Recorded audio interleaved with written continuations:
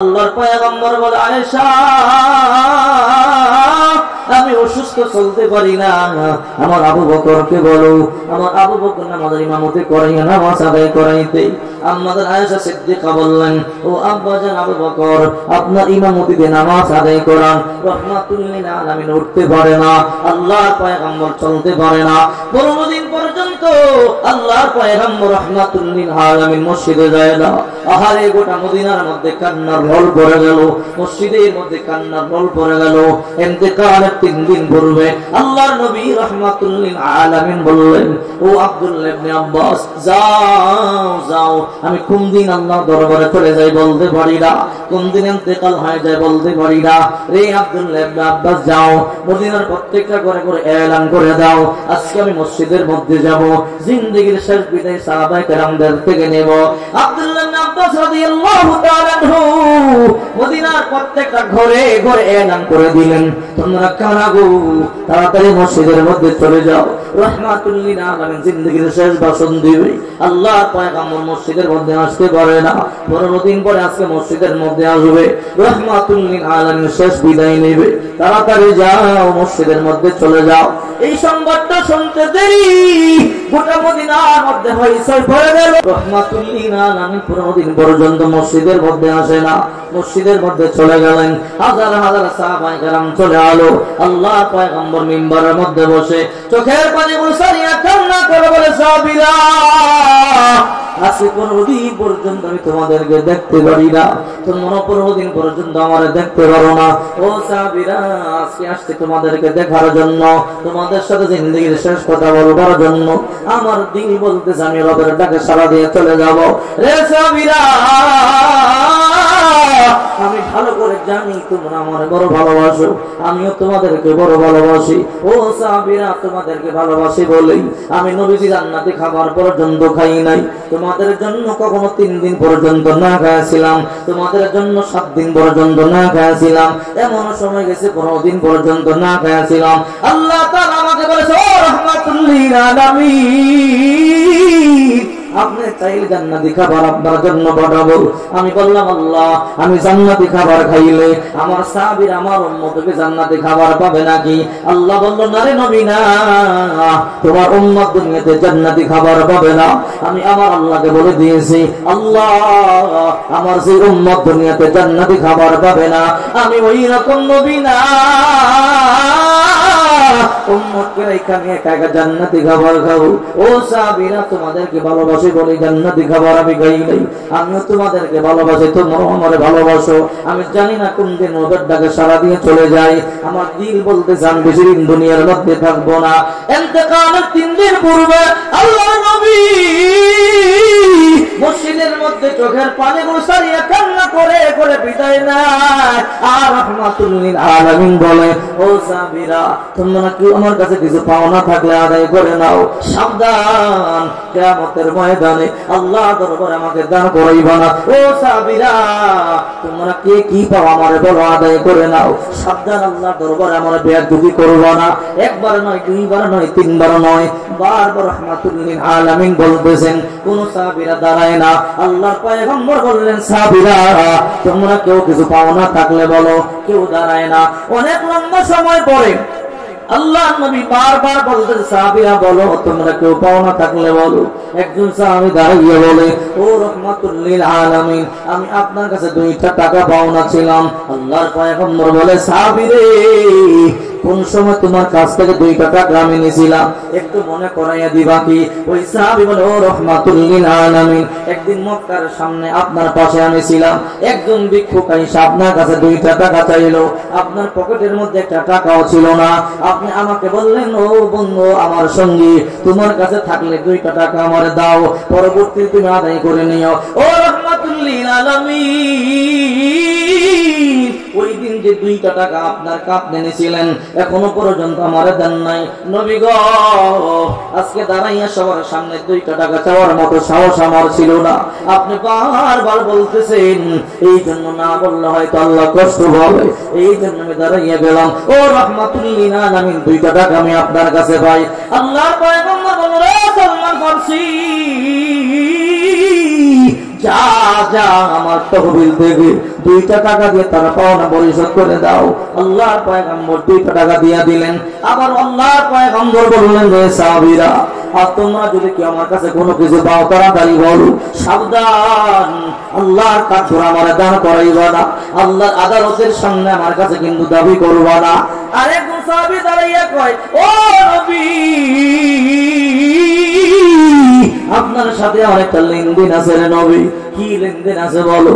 ও রাহমাতুল লিল আলামিন, বলতে চাইছিলাম না এমন একটা লেনদেন গো নবী, আপনি বারবার বলতেছেন না, বললেও হয় না। কি লেনদেন বলো?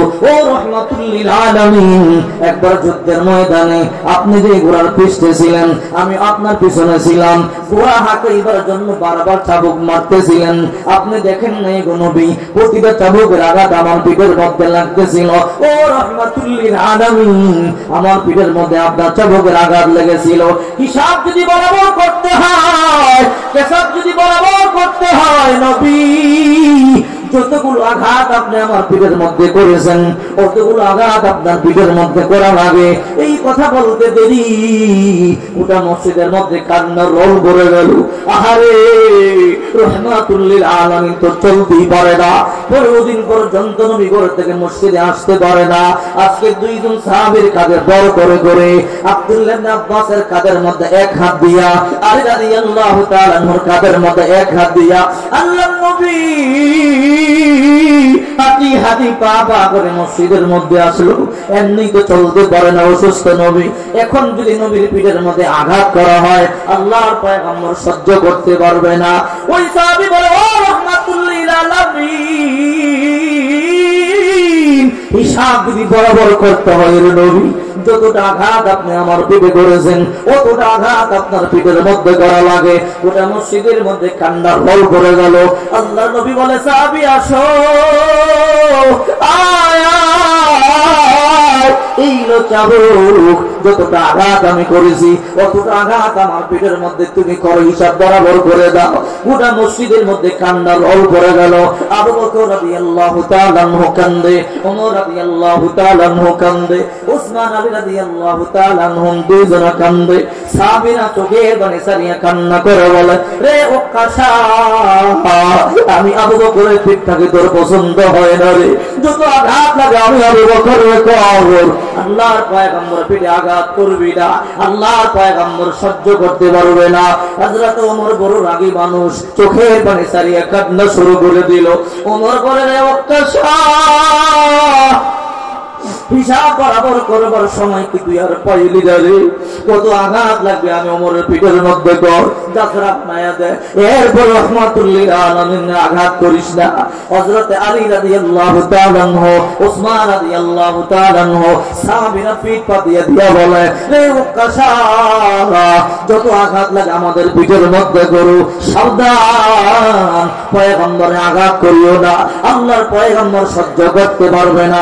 ওকাশা বলে, তোমাদের পিঠে আঘাত করলে হিসাব বরাবর হবে না। আল্লাহর পয়গম্বর নিজের হাতে আমার পিঠের উপরে আঘাত করেছিল, হিসাব বরাবর করতে হলে আল্লাহর পয়গম্বরের পিঠের মধ্যে আঘাত করতে হয়। আল্লাহর নবী তখন বলে, রে সাহাবীরা, তোমরা জায়গা করে দাও, ওকাশারে আমার কাছে আসতে দাও, আমি যতটা আঘাত করেছি আমার পিঠে আঘাত করতে দাও। ওকাশা রাদিয়াল্লাহু তাআলা আনহু আল্লাহর পয়গম্বরের সামনে চলে আসলো। হাজার হাজার সাহাবীদের চোখের মধ্যে বাড়ি, পুরো মসজিদের মধ্যে কান্নার রোল পড়ে গেল। আল্লাহর পয়গম্বর ওকাশার হাতের মধ্যে চাবুকটা দিয়ে বলে, নে, যতগুলো আঘাত আমি করেছি অতগুলো আঘাত তুই আমার পিঠের মধ্যে কর। ওকাশা বলে, ও রাহমাতুল লিল আলামিন, এই চাবুক দিয়ে আপনি শরীর আমারে আঘাত করেন নাই, আপনার ব্যবহারিত চাবুক দিয়ে আঘাত করেছিলেন। এই চাবুক দিয়ে আঘাত করলে হিসাব বরাবর হবে না। হিসাব যদি বরাবর করতে হয়, যে চাবুক দিয়ে আঘাত করেছিলেন ওই চাবুক দিয়ে আঘাত করতে হবে। আল্লাহ পয়গম্বর বললেন, সালমান ফারসি, তাড়াতাড়ি আয়, আমার চাবুকটা ফাতেমার বাড়িতে জমা রাখছিল, আমার কন্যা ফাতেমা থেকে চাবুকটা নিয়ে আয়। এই কথা বলতে দেরি মসজিদের মধ্যে কান্নার রোল পড়ে গেল। কেমন সাহাবী রে, নবীর পিঠের মধ্যে আঘাত করবে এত বুঝাই সে বুঝতে চায় না। সালমান ফারসি রাদিয়াল্লাহু তাআলা চলে গেল ফাতেমার বাড়িতে। ও ফাতেমা দরজা খোলো, কি আপনি? আমি আল্লাহর পয়গম্বরের সাহাবী সালমান ফারসি। ও সালমান ভাই আমার, আপনি কেন আসলেন? ফাতেমা রে, আল্লাহর পয়গম্বর নাকি তোমার কাছে চাবুক জমা রাখছিল। বলে হ্যাঁ, কেন, কি করবে? আমার আব্বা অসুস্থ, এমনি চলতে পারে না, 15 দিন পর্যন্ত মসজিদের মধ্যে যাইতে পারে না। আমার আব্বা আজকে 2 জন সাহাবীর কাছে বড় করে করে মসজিদের মধ্যে গেল, আজকে আবার চাবুক দিয়ে কি করবে? নতুন করে যুদ্ধ আবার লাইগা গেল নাকি? সালমান ফারসি বলে না রে ফাতেমা, না, যুদ্ধ লাগে নাই, তাড়াতাড়ি চাবুকটা দাও, রাহমাতুল লিল আলামিন অপেক্ষায় আছে। সালমান ফারসি বলে তাড়াতাড়ি চাবুক দাও। ফাতেমা বলে যতক্ষণ পর্যন্ত কারণটা না বলবা ততক্ষণ পর্যন্ত আমি চাবুক দিব না। ও সালমান ফারসি বলে চাবুক দিয়ে আমার আব্বা জান কি করবে? না ফাতেমা, তোমারে বলা যাবে না, শুনলে সহ্য করতে পারবে না। ফাতেমাকে যতক্ষণ পর্যন্ত না বলবা চাবুক দিব না। সালমান ফারসি বুঝতে পারল ফাতেমার না বললে চাবুকটা পাওয়া যাবে না। সালমান ফারসি বলে ফাতেমা, আল্লাহর নবী জিন্দেগীর শেষ বিদায় নিতেছে সাহাবীদের কাছ থেকে। রাহমাতুল লিল আলামিন বলল, ও সাহাবীরা, যদি লেনদেন টাকা আদায় করে নাও, আল্লাহ দরবারে আমার দানা করাইও না। এক সাহাবী দাঁড়াইয়া বলে, পয়গম্বর নাকি তার পিঠের মধ্যে আঘাত করেছিল। ওই সাহাবী আল্লাহর পয়গম্বর পিঠে আঘাত করতে চায়। ফাতেমার মাথার মধ্যে আসমানটা ভাঙিয়ে বলল, মা, এ সালমান ভাইয়া, এই অবস্থায় আমার আব্বার পিঠে আঘাত করলে আব্বা বাঁচবে না, আব্বা এমনি তো চলতে পারে না। কই রে হাসান, কই রে হোসেন, তাড়াতাড়ি আয়, কে যেন তোদের নানার পিঠে আঘাত করবার জন্য মসজিদে যা, তাড়াতাড়ি যা। 2 ভাই পিঠটা বাঁধিয়া দে, যত আঘাত লাগে তোরা তোদের পিঠের উপরে দে, এরপর একটা আঘাত আমার বাবার পিঠে লাগতে দিবি না। আল্লাহু আকবার বল। ফাতেমা সাজদায় পরে কান্না শুরু করে দিল। ফাতেমা তো এমন একটা নারী, সাজদায় পরে আল্লাহর দরবারে যা চায় ফাতেমার দোয়া আল্লাহ মুহূর্তের মধ্যে কবুল করে নেয়। আল্লাহু আকবার বল। ফাতেমা যখন ছোট ছিল, একটু পিছন থেকে বলি, ফাতেমার একটা ইহুদি বান্ধবী ছিল। ফাতেমা যখন ছোট, ওই ইহুদির মেয়েটাও ছোট। ইহুদির মেয়েটা ফাতেমার সাথে একসাথে চলাফেরা করে। তো ইহুদির মেয়ে যখন ফাতেমার সাথে চলে, ফাতেমাকে কয়, তুমি আমার সাথে কেন চলো? তুমি ইহুদির মেয়ে, তোমাদের সমাজ ভিন্ন, সোসাইটি ভিন্ন, পোশাক ভিন্ন, আমার সাথে কেন চলো? তো ফাতেমা তখন এই কথা বললে ইহুদির মেয়েকে, ফাতেমা, আমি ইহুদির মেয়ে হতে পারি, তুমি মুসলমানের মেয়ে হতে পারো, আমাদের সমাজ ভিন্ন হতে পারে, পোশাক ভিন্ন হতে পারে, আল্লাহর কসম করে বলি ফাতেমা, এই মদিনার মধ্যে তোমার চাইতে ভালো মেয়ে আর নাই। আল্লাহু আকবার। তো ফাতেমা মনে মনে চিন্তা করে, ইহুদির মেয়ে যেহেতু আমারে ভালোবাসে, আমার সাথে চলতে চায়, মেয়েটাকে দূরে না সরাইয়ে কাছে টানিয়ে নেই, আস্তে আস্তে মেয়েটাকে আমি বুঝাই, যখন মেয়েটা বড় হবে মেয়ের কালিমার দাওয়াত দিব, মেয়েটা কালিমা পড়বে, মুসলমান হয়ে যাবে। সুবহানাল্লাহ। ফাতেমার ভিতরে ভালো একটা চিন্তা। মেয়েটা যখন বড় হয়ে গেল, মেয়ের বাবা একটা বিয়ে ঠিক করে ফেললো। পাত্র দেখতে অনেক বড় সুন্দর, অনেক টাকাওয়ালা, অনেক পয়সাওয়ালা, ইহুদিও বড় ধনী মানুষ, বাবার একমাত্র কন্যা, এমন বড় ধনী একটা পরিবারের মধ্যে বিয়ে ঠিক করেছে। ইহুদি এবার মেয়েরা ডাক দিয়ে বলে, মা আমার, তুমি আমার একমাত্র কন্যা, কলিজার টুকরা, ও মা, তোমার এমন একটা পাত্র আমি পাইছি বিয়ে দেওয়ার জন্য, দেখতে বড় সুন্দর, টাকার অভাব নাই, পয়সার অভাব নাই, ক্ষমতার অভাব নাই, মা, আমি তোমারে বিয়ে দিব ধুমধাম করে, তোমার যত বান্ধবী আছে দাওয়াত দাও, সবাইকে আমি খাবার খাওয়াবো। মেয়ে বলে, আব্বা জান, আমার 300 ইহুদি বান্ধবী আছে, ওই 300 ইহুদি বান্ধবী দাওয়াত দাও, প্রয়োজনে আরো দাওয়াত দাও, যত টাকা লাগে আমি ব্যয় করব, আমার টাকার অভাব নাই, পয়সার অভাব নাই। এইবার ইহুদি কই, মা, যত বান্ধবী আছে দাওয়াত দাও, আমি খাবার খাওয়াবো। ইহুদির মেয়ে বলে, আব্বা জান, আমার 300 ইহুদি বান্ধবী আছে, সবাইকে দাওয়াত দাও। বলে, আব্বা আরেকটা কথা। বলে, কি কথা? আমার একটা বান্ধবী আছে, তার ধর্ম ভিন্ন, তার ধর্ম মুসলমান, তার নাম ফাতেমা, তার বাবার নাম মুহাম্মদ। ও বাবা, আমি আমার বান্ধবী ফাতেমাকেও দাওয়াত দিতে চাই। ইহুদির মাথা গরম হয়ে গেল, মা, ফাতেমার দাওয়াত দেওয়া চলবে না, ফাতেমার বাবা নবী মুহাম্মদ, ফাতেমা যদি আমার বাড়িতে আসে ইহুদিরা মনে করবে মুহাম্মদ নবীর সাথে আমার সম্পর্ক আছে, সমস্যা হয়ে যাবে। না রে মা, প্রয়োজনে 1000 বান্ধবী দাওয়াত দে, আরো বেশি দাওয়াত দাও, সবাই খাবার খাওয়াবো, আমার আপত্তি নাই, কিন্তু ফাতেমার দাওয়াত দেওয়া চলবে না। আল্লাহু আকবার বল।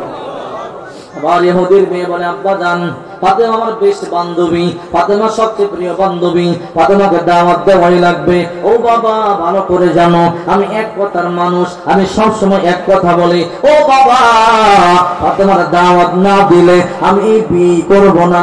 প্রয়োজনে আমার 300 বান্ধবী না আসুক, আমার কোনো আপত্তি নাই, কিন্তু ফাতেমা না আসলে আমি বিবাহই করব না। ও বাবা, স্পষ্ট ঘোষণা জানাইয়া দিলাম, ফাতেমা যদি বিয়েতে না আসে, বিয়ে আমি ভাঙ্গিয়া দিব। ইহুদির মাথা গরম হয়ে গেল। একমাত্র মেয়ে, বড় জেদি মেয়ে, ইহুদিও ভালো করে জানে আমার মেয়ে যা বলে তাই করে। এই জন্য ইহুদি এইবার বড় চালাকি করলো।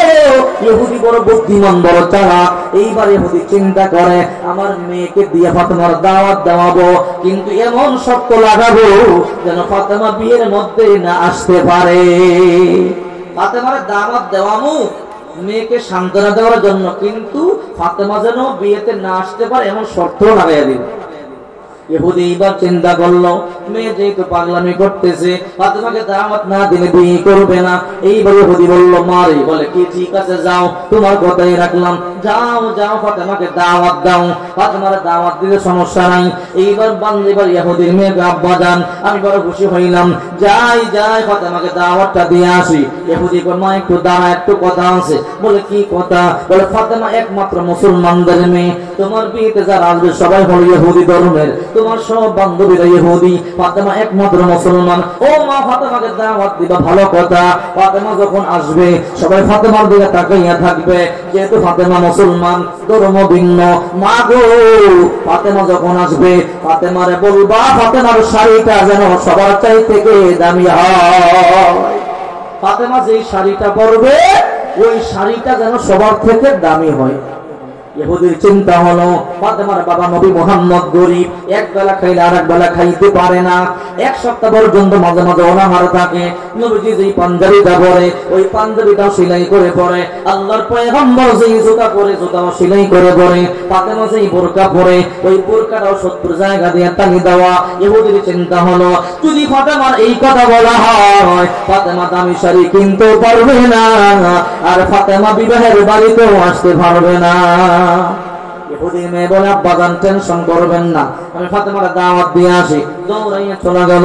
ও বান্ধবী ফাতেমা আমার, কি রে? বলে, বড় খুশির সংবাদ। কি খুশির সংবাদ? আমার আব্বা জান বিয়ে ঠিক করেছে, পাত্র দেখতে বড় সুন্দর, টাকার অভাব নাই, পয়সার অভাব নাই। ও বান্ধবী আমার, এই সংবাদ তোমাকে দেওয়ার জন্য আসলাম। ইহুদির মেয়ে ফাতেমাকে বড় খুশির সংবাদ, আমিও খুশি হইলাম, বিয়ে ঠিক হয়েছে, বড় খুশির সংবাদ। ও ফাতেমা বলে, আমার বিয়ের মধ্যে তোমাকে যাইতে হবে। আমি 300 ইহুদি বান্ধবী দাওয়াত দিলাম, ও ফাতেমা তোমাকেও যাইতে হবে। ফাতেমাকে আমি কেমনে যাব?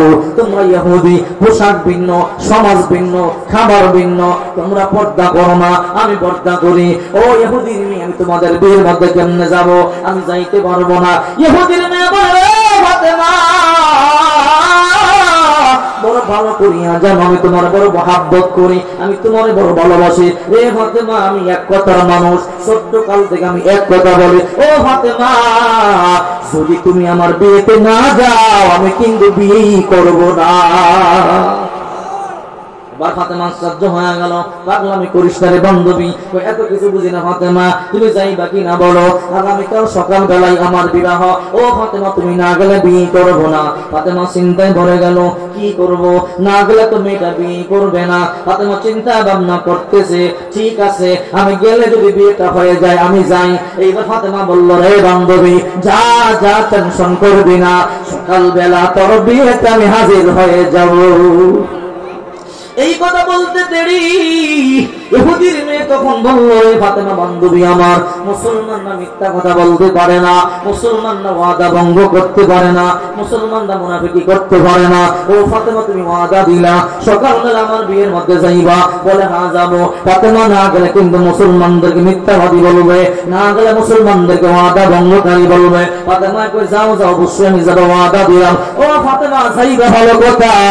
সকালবেলা তুমি আমার বিয়ের মধ্যে যাইবা, আমার 300 ইহুদি বান্ধবী দাওয়াত দাওয়াত দিলাম, মন্ত্রীর মেয়ে, এমপির মেয়ে, ব্যবসায়ীর মেয়ে দামি দামি শাড়ি পরে আসবে।